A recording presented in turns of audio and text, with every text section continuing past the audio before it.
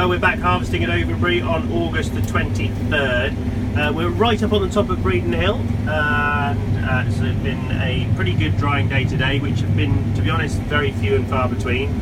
Last harvest log, which I think was day 17, not entirely sure, was when we were cutting those peas down in the vale, which I think was last Thursday. We grabbed a few hours on Sunday before we had a terrific thunderstorm here, which stopped us pretty rapidly. And yeah, we've basically been waiting to be able to get going since then.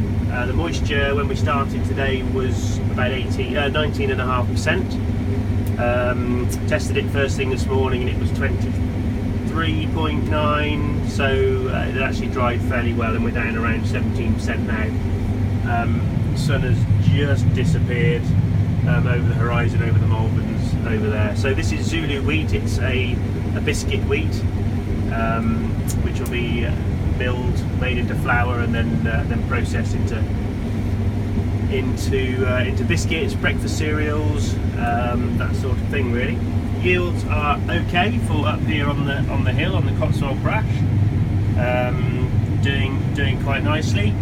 And the Zulu that we cut on Sunday, we managed to get some of that sent off. Little pheasant there setting off. Managed to get that sent off and analysed, and as of Sunday, the premium quality, if you like, so the Hagberg, the bushel weight, and the protein levels were all still fine in this crop. So that's quite encouraging. We've got, well, there's 140 hectares still to do up here of the Zulu. We've got this block, this is after oilseed rape, and then we go on to a block after peas as well. It's split back 65 hectares, 75 hectares, something like that. So in theory, that is about 4 days combining up here. The trouble is, at this altitude it gets very, very dewy, especially with the rain that we've had. So we can't really start very early in the morning. And then usually when the sun goes down again, the dew comes up from the ground, and that moisture just starts to creep up. And something else running around in there, that could be a hare or something.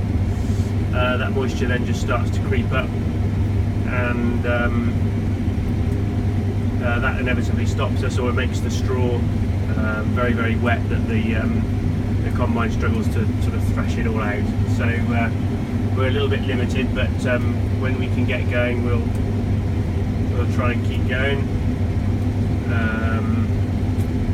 And I'm intrigued to see what that is in there at the moment. We'll see in a minute. Looks like it's determined to run right the way to the end of the field, so we'll just stalk it for a little bit. Just going to have a little look around here to see. Oh no, that's not what I was trying to do.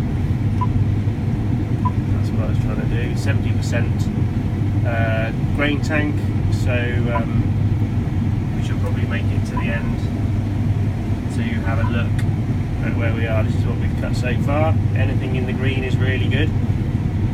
Anything in the yellow is probably about average, really, for up here. Oh, there it goes, what a pheasant. So that's where we are. Right, so come back, tune in and see how we're getting on tomorrow.